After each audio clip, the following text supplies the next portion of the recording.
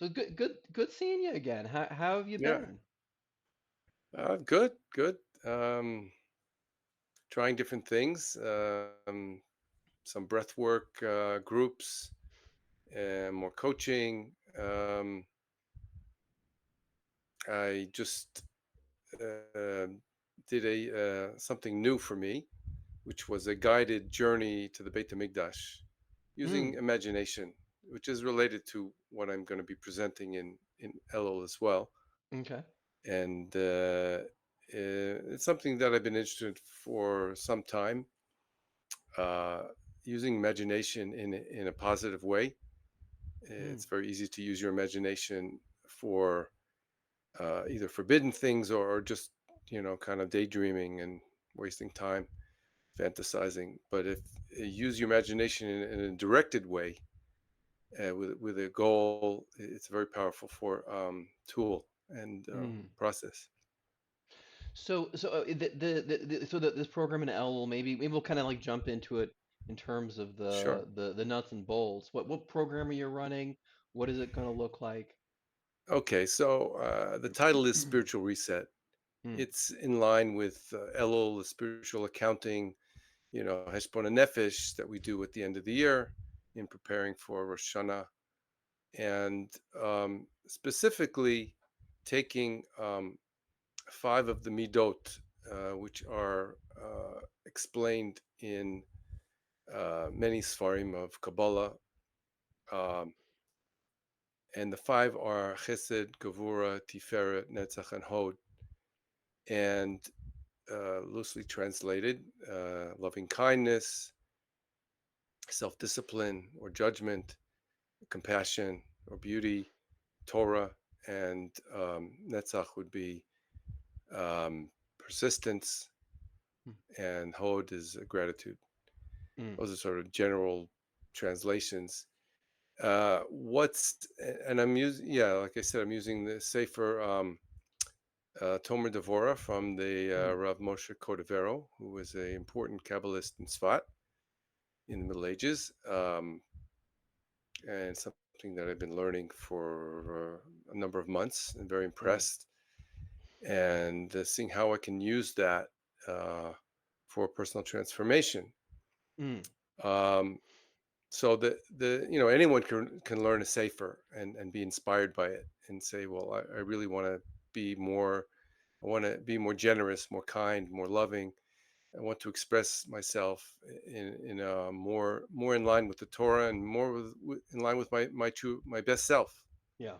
As we know, that doesn't always happen. We have a yitzhara, have our physical needs. We get distracted, and not always what we know or we learn we put into practice. So is a process called active imagination, which I learned uh, for myself some Mm, years ago, and I found it very powerful. It's very different than any kind of talk therapy yeah. because it's related to meditation in terms of you do go into yourself and into a kind of a relaxed state, and then you activate your imagination. Um, so the way it works is, let's say you wanted to work with chesed, to really embody that more in your life. And so you would I guide the people participants to imagine a personification of chesed. Now it could be the classic one in the Torah, which is Avram Avinu, Mm, and it can be that we can create Avram Avinu in our imagination, or it could be another person that you know or someone that you don't know. You can allow your unconscious mind to create that, what's called in the active imagination, which is from Carl Jung, an archetype. An archetype is a kind of a type or personification of a certain mida. In the secular world, or the world that the bigger world, they would have archetypes like the hero, the yeah. king, the virgin, the queen, the warrior, magician, things like that. So I decided to use, our what we have in our tradition, and since we are called Tselem Elokim, we are a divine image, and that image is defined in Kabbalah as the the three intellectual midot of Chacham Bina V'dat, and the seven uh, emotional midot, Hmm. and to use them as archetypes. Um, so the process is so to create this personification, and the imagination is really awesome. Um, and then it's like being in a movie that you're in a sense directing it and also acting in it. So you go into this magical kind of imagination place, and you are interacting with this mida, the personification of say chesed, and asking him questions. How can I be more Yeah. loving? And what's stopping me? And whatever questions come up, and the key the key to this kind of work is to kind of let go.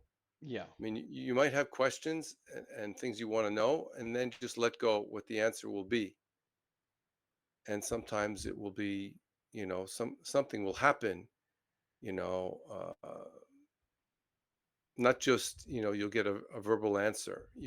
Something could happen, or you can ask for a gift, and the gift will be something symbolic.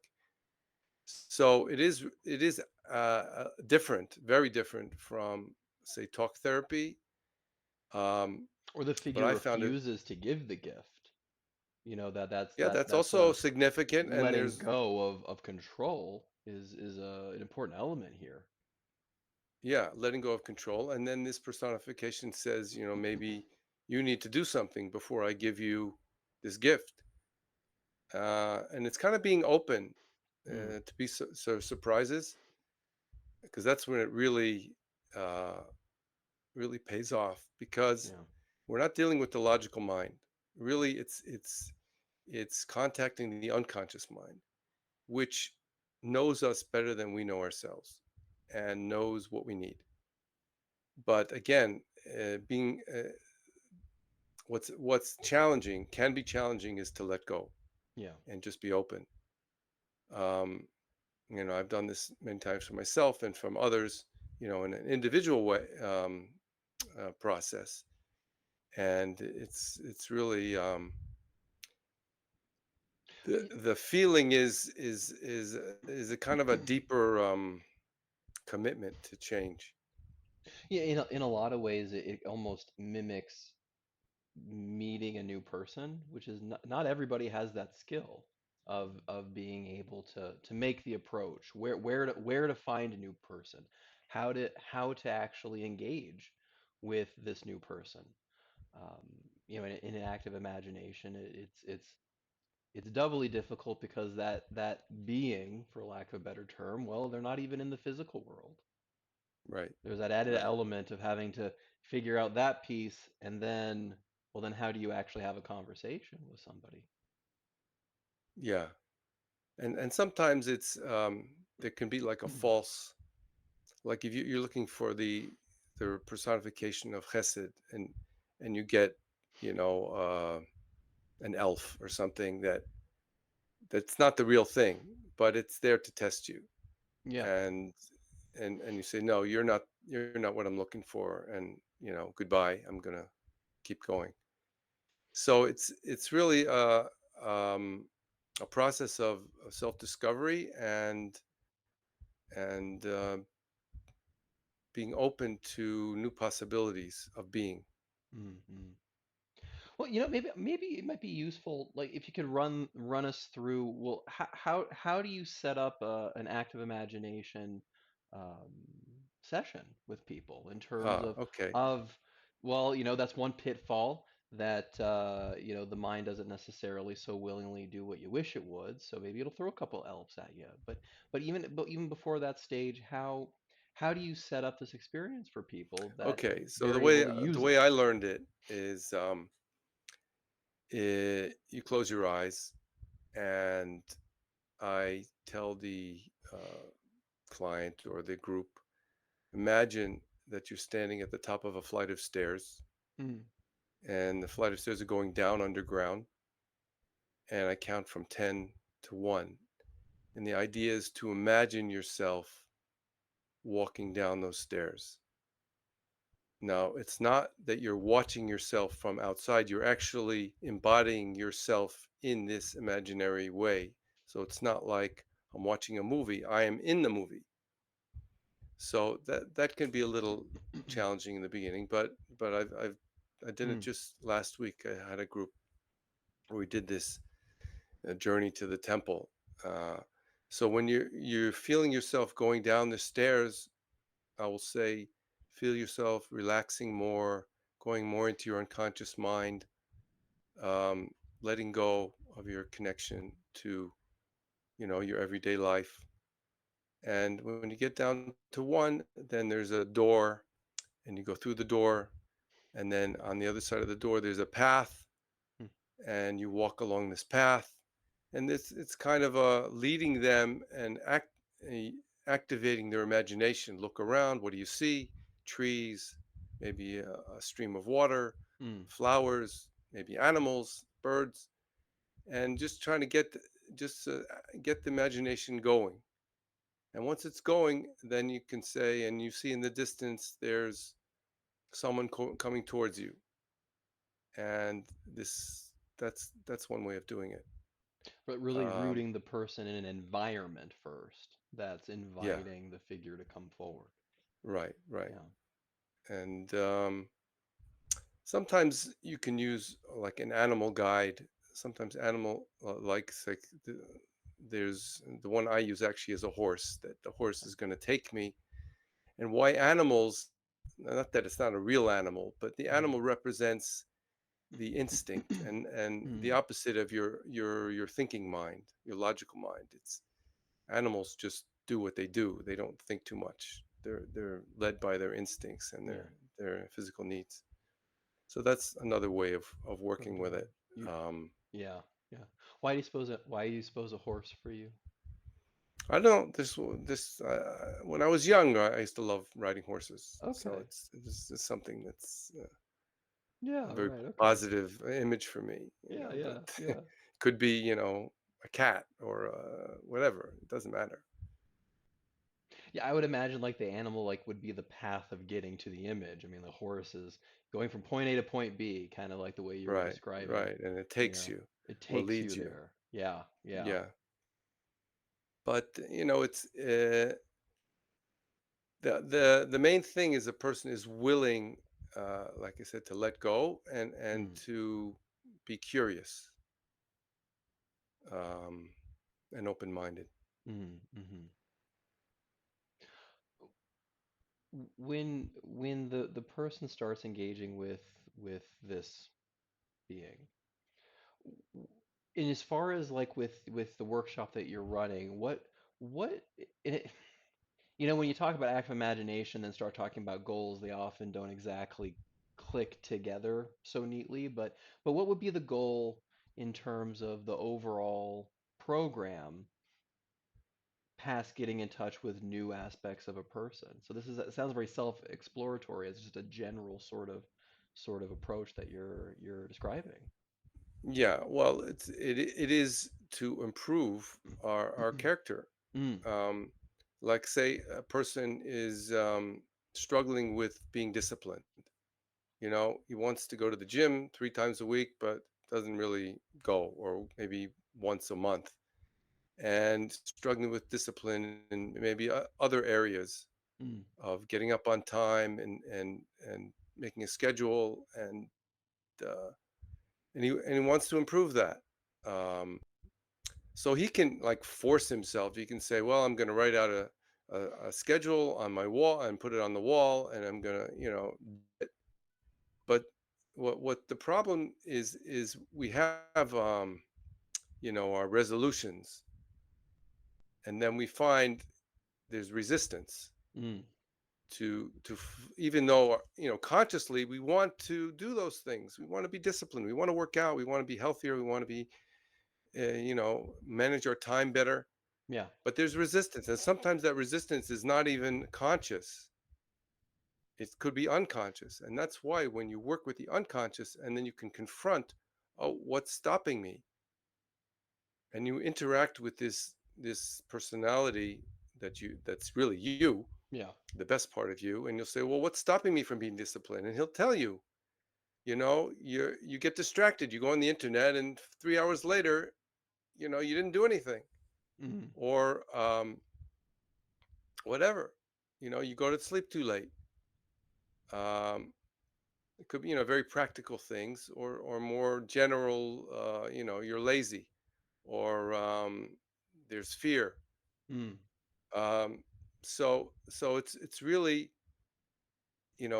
we all have things we want to improve, um, especially in our character, and so it's a way to overcome resistance. Now, there's another way of working with sort of the opposite of the positive actor, which is like, okay, I'm going to confront the lazy man, Yeah. Okay. and then you find this lazy man who's sleeping, or watching videos or whatever, and you interact with him, like, what's going on with you, like, why are you doing what you're doing, and what do you need to change, Mm. and it could be you'll uncover your own resistance to change. um, so that's really what the goal is, to work from the inside, Yeah. uh, in our bringing out our positive, and to kind of work, negotiate with our negative traits. Yeah. I was going to say this is exactly setting up the ability to negotiate with yourself. Yeah, yeah, because it could be, this lazy says, well, the lazy person will say, well, I need, 1 hour of downtime where I'm not doing anything. That's what I need every day, and you're not giving it to me. And maybe, oh yeah, maybe I do need just to do nothing for an hour, and then I can be productive the other times of the day. Yeah. So it's sort of finding out what the resistance is, and how you can, negotiate it with it, and move forward. Well, would that be part of the program? Like a lot of people are just they're really bad at negotiating. It's to be perfectly blunt, that it's almost uh, people kind of expect it almost to be like a very clean interchange. Like, sales is a very simplistic negotiation. You go into the store, you want the candy bar, you give the money, they give you the candy bar. A successful negotiation. But quite often, in real life, without greasing the wheels of with capitalism, negotiation is incredibly difficult to do. Yeah. So do you have like is that a part of the program as well, or like how do you deal with people who are just not good at negotiating? Well, it's not exactly like negotiating, Mm, buying a new washing machine, or right. a Oh, it's used very, car, yeah, right.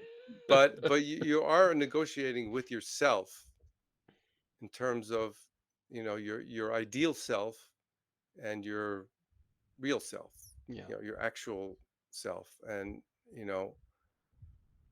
sort of a, what do you need from me to move forward? Ah, you need that, okay. And what do I need from you? um, are you willing to do that? And since it's all you, it's all Mm, you, and you're working with yourself. So there is a willingness to move forward, and again, since you're in the realm of the unconscious, things work a little bit differently. um, it can be kind of crazy, mm, or relatively easy. Uh, I think everyone has an intuition. mm. They know what to do, and they know how to negotiate with themselves. Um, and it's about self discovery. Oh, I didn't know that I had that resistance to making a schedule for myself. Yeah. and now, or I didn't realize why. So it's self-discovery, and then you take that knowledge, and um, the change really comes, like I said, from the inside. It's not like I'm just, made a decision that I'm gonna wake up at 6 o'clock every morning. It's more like an inner knowing and an inner conviction that this is Hmm. what I need to do to move forward in my life. And nobody's forcing me. I'm not even forcing myself to do it. It's just,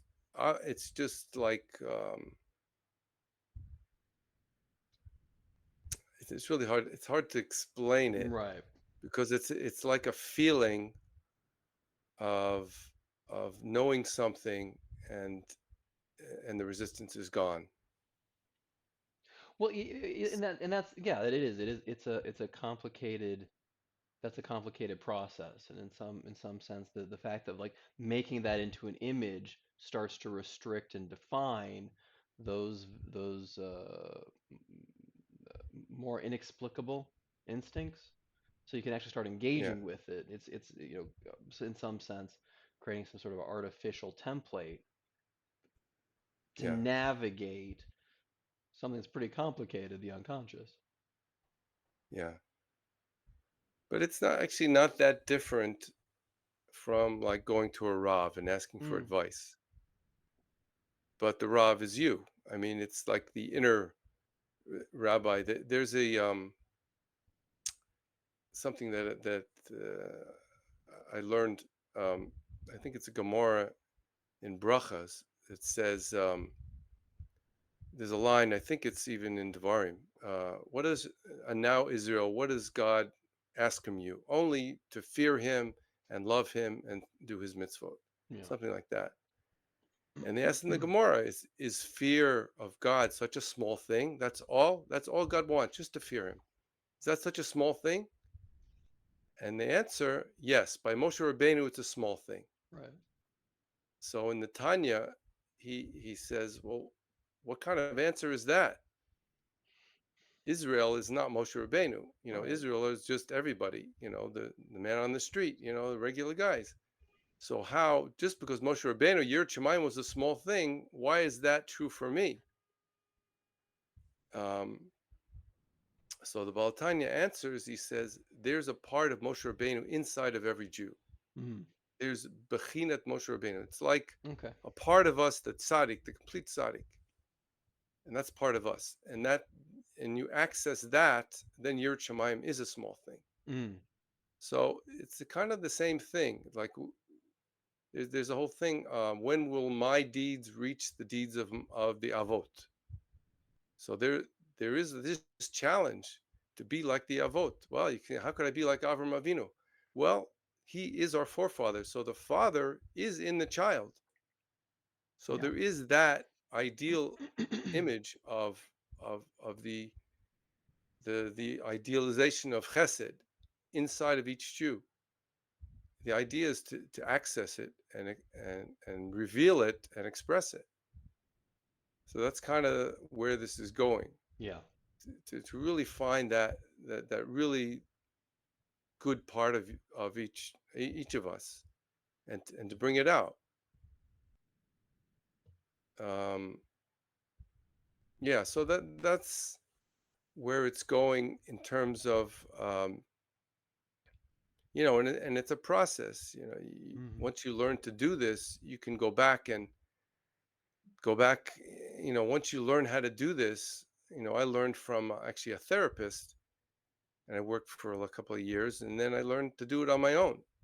Yeah. So it can be a self-help tool of really going inside, each person going inside themselves, and contacting that ideal self, Hmm. and making that change from the inside. Yeah.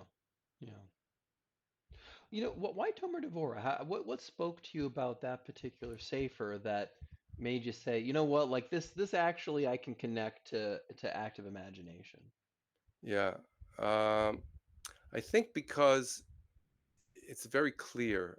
um, I mean, I learned a lot of Hasidut, especially Chabad, some Breslev, some Hmm. other Antifat Shalom, and Yeah. but he does it in a very orderly way. You Yeah, know, he Tomer goes through Devorah is good that way. Yeah. each of the midot, what how to express it, what are the things that get in the way, um, and the book that I have has a very good commentary, Hmm. not just the words of the Ramak, but there's this commentary of Israel Epstein, who brings in more contemporary um, rabbis Hmm. and talk about, really what chesed is and how to express it. And it was just really inspiring, and not so esoteric in terms of higher worlds, Yeah. but the general uh, thrust of Kabbalah is that we are created in the divine image, and what we do affects what comes down. The shepherd that comes into the world, it depends on our actions. Yeah. So, and we need to reflect, you know, God's midot, that we need to try to emulate them as best we can. So that's why I've been learning this book for the last, I don't know, 6 7 months, Hmm. Hmm. and feeling like it's really a good resource um, for this kind of work. It's been 1 or 2 moons since I've read Tomer Devorah, but like I remember it like the author would generally end each section with very practical direction. Like it had a very concrete structure, like you're saying. How much do you incorporate that into the course that you're running, or is it more a guide as opposed to a roadmap? Yeah, it's more of a guide. I'm not teaching Tomer Devorah. I'm Mm, just sort of giving, defining Chesed, Gevura, Tiferet, Netzach, and Hod, defining it. How is it expressed? What are the things that are maybe getting in the way okay. of, uh, I was just learning about Tiferet, which is a symbol for Torah, as in addition to compassion. Mm, And he has a whole long thing about what gets in the way of embodying Torah, which is gaiva, mm, which is pride. And if a Torah scholar has this pride in himself that he's so smart,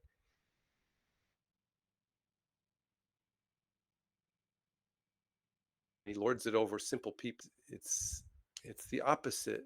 He's right. causing more damage, actually, than causing, bringing light into the Bringing world. good. So that's a big warning of the things that can stop. Our expression of midot is meant to bring harmony into the world, and light, and spiritual light into the world, and harmony between people. And the Yitzhara, finds a way to you know turn us away from that goal. Mm-hmm. Mm-hmm. Mm-hmm. A lot of people might be hearing this thinking like this is actually really exciting. This is in some sense, like this opens up quite literally in a whole new world, the world that people carry with them. Yeah, But they might say like I'm just not that creative. What in your experience, is this the sort of thing that that people as a general rule can access, or is this something that's more you need to be a unique type of person to get something out of? What would yeah, you say? that's a Is good it question. It's a yeah. very good question, because there are people that say, well, I don't, I'm not an imagination person. I'm Yeah. very, this world, what I see, that's, I don't dream, or whatever it is. I don't think that's really true. It, Mm, it just maybe they don't allow themselves to access their imagination. Every child has an imaginary, sometimes we shut that down. yeah. When I was first learning this, I also had some trouble in the beginning. Like I would just get sort of like a jumble of images. Nothing made sense. I couldn't get it to be a coherent journey. Hmm. But my teacher just said, just keep trying, you know. Yeah. It's like a skill, you know, like you when you learn something new in the beginning, it's hard. You know, kol had cholot kashot, you know, it's hard if you're not used to it. You know, if someone's maybe an artist and they're used to, you know, going into their mind and Yeah. imagining a painting or a book or a music, okay. But everyone has an imagination for sure. And it's just a matter activating it and practicing using it. And I think Mm. it's not that difficult. I just ran a group last week about the, you know, going into the temple, and just about everyone was able to do it, Okay. and none of them had experience before. I mean, I did have some prompts. I showed them some pictures before to kind of get them into the, you know, into the spirit of where, you know, where this is going. Yeah. Root them. But Yeah. Yeah. yeah, sort of the prompts, and but they were all able to do it, and yeah, I think, you know, a lot of people. It's just kind of the same with meditation. If someone says, "Well," or mindfulness, you know, my mind is all over the place. I can't do this. Well, nobody can do it. You Right. practice it until it gets easier. That's the point. Like the mind doesn't want to naturally Yeah, I mean do that's the point mindfulness. Great. that it's Yes. Yeah. hard, but the idea is not to give up. The idea is Yeah. to persist. So it's the same thing with this. If you say, "Well, I'm not that type of person," well, maybe you are. Mm. Maybe you Hmm. think you aren't, but maybe you really are. And to be open to that possibility. The type of persistence with oneself. That would be. That's a nice way of thinking about mindfulness. Yeah, yeah. It's Yeah. just, I mean, nobody's just if someone is learning to read and it's really hard, you Hmm. don't tell them, "Well, just give up." You know, like just keep trying. Yeah. Yeah. That's a good example. A lot of people, I don't know. Like I remember when I was learning how to read, I hated it. I have, it's a very palpable feeling I've never had before. But geez, like if I would have given up, man, like that's like 80% of my life is reading. You know, like Yeah, thank God. Most people can read, few people fall in love, make friends with reading. It's like you got to make friends with it. You got to stick with it to make friends. yeah, yeah. Yeah. I mean, some people love reading, and some people love watching videos. You know, 'cause it's a lot easier. Yeah, yeah. But you know, the what's cool about this work is like if you like watching movies, then you actually get to be in your own movie, Hmm. which is really it's really kind of cool. Yeah, that's kind of cool. Yeah. You're the star, but you're also kind of the like the director, and then you kind of like let go and let's let the thing run, Mm. and then it becomes, you know, improvisation or you know, and it's you know, it's really I don't have the words for it, but it can surprise you. Yeah. It can really like things like you didn't expect, and because you're working in a realm that is by definition not under your control. But there is, you know, really do believe that the unconscious mind is connected with the soul, and the Mm. soul is the truest part of who we are. Yeah. And the soul is not going to do anything to damage you or hurt you. Only it's going to help you. Mhm. It's a lot of faith in the way that you're describing. I don't mean faith in a religious sense, but well, it is religious, but like a very positive outlook, very optimistic outlook. Yeah, but because I think really people are at heart really good, Yeah. and you know our experience, and you know there's a lot of people have been traumatized, as sure you know, through their experience as children and maybe even adolescence, and but at core, we really are good. I mean, that is part of our faith. The soul is a pure soul. Yeah. Neshama shenatata bi Torah. We are a pure soul, and we go into our body and in our family and our society, and things happen. But to really contact that purity and that goodness is, I think that's what this is about, Mm, and that's why I'm really excited beautiful. to be sharing Beautiful. this.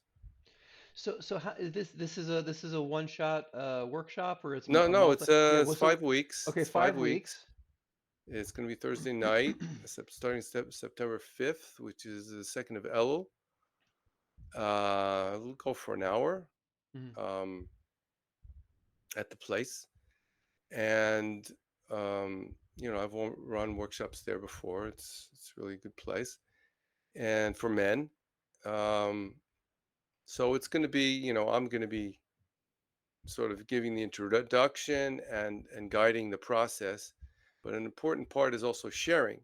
okay. That people share their experience with others, because that, and then I'm going to encourage people also to keep a journal, Mm, because even after the the meeting, it could be things will continue to come up, because once you activate the unconscious mind, you get more insights, more information will keep coming to you.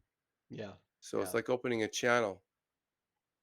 So we'll go through Elul. I think Rosh Hashanah comes on a Thursday this year. So the last class will be in Serta Mechuva. Okay. Okay. Okay. So these four classes, it's an hour long. What's the whole overall schedule of each class? Is building on the previous class you ran the previous week, or how's that working? Well, no, I was actually going to. Each one is going to be independent. Mm, It'll be working on one midah. okay. Like we'll start with Chesed and see how that manifests Mm, for each person, and then the next week will be Gevura. okay. And so yeah, that's how it's going to go through. And there's 5 classes.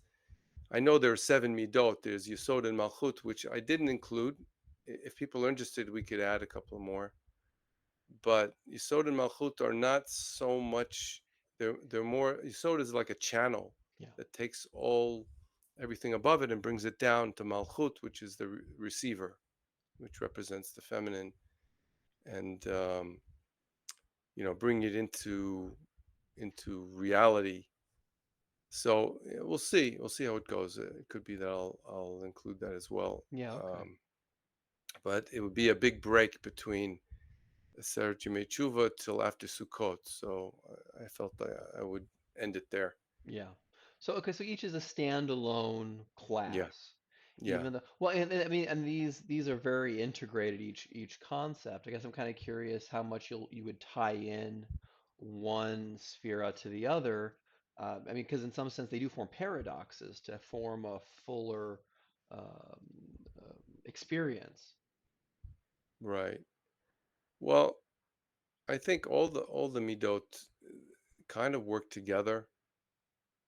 Like if you're a parent and you want to show love to your child, but you might also have to discipline your child, Right. and you discipline them because you love them. And if someone is suffering, you might, uh, the you temper your judgment with rachamim, with mercy.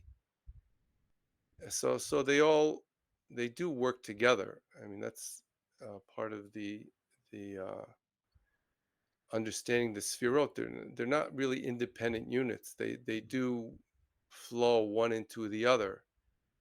I mean, Tiferet is the combination of Of Chesed the and two. Gevura. The desire to give, but to be sort of discerning about who you give to and how much, and the Netzach and Hod would be when to be persistent, and when to know it's time to let go, and Yeah. give in. Uh, like in a battle, sometimes the army goes forward and sometimes they fall back, and to know when to do that. Yeah. So they are connected, um, but each class is going to be independent. But I think as a whole, since we are complex beings and we do have different character traits that we try to express in a harmonious way, that it would be worthwhile to, you know, go through the whole process Mm. of all the classes. Yeah. Yeah. Yeah. Yeah. So it's really each class is its own calling, helping the person call forth these different paradoxical aspects of themselves. And I guess also like as listening to you, it almost sounds it sounds really like nice in a way because a lot of people on those very different topics, when to be gentle, when to push, when to give, when to hold back, and those are the questions people ask themselves. And often they just say, I wish someone could just tell me what to do. I would just do it. Well, Right. this sounds like it's a way of creating that person to give you some direction. But the beautiful part is that person to ask is really you. Exactly. Yeah. Exactly. That's why it's we do ask advice from people who are wiser than us or more experienced than us. But sometimes there is resistance. If they say something, we don't really want to hear it, or we don't want to do it, and then it's overcoming that resistance. But if it's Yeah. coming from you, well, you're not going to resist yourself. Well, you might. But you can't use the excuse, that guy doesn't really know me. What does he Yeah, know? yeah, Just an exactly. hour conversation. He's missing the real ins and outs. Yeah, it's Yeah, harder yeah. it's I didn't harder give to him all the dance information. out of that. Yes, he doesn't have all the information. It's harder to dance out of those problems when it's yourself. Yeah, I yeah. guess that inspires humility. I mean, how much does humility come into a course like this? Well, like I said, the humility is letting go Yeah. of the result, and this personification, which becomes like a character, can sometimes do something that might surprise you or like shock you even, and um, just saying, "Oh, that's really." My experience is that it's very profound. Yeah. Like it's like they're saying, uh, you should really help your wife more at home. And you know in yourself that that's really true. But you may be, making all kind of excuses why you don't do it. But if it's coming from this inner place, which is really you, you're more likely to be humble enough to take that and, Yeah. and take it seriously. Yeah. Yeah. Well, it sounds like a really beautiful program.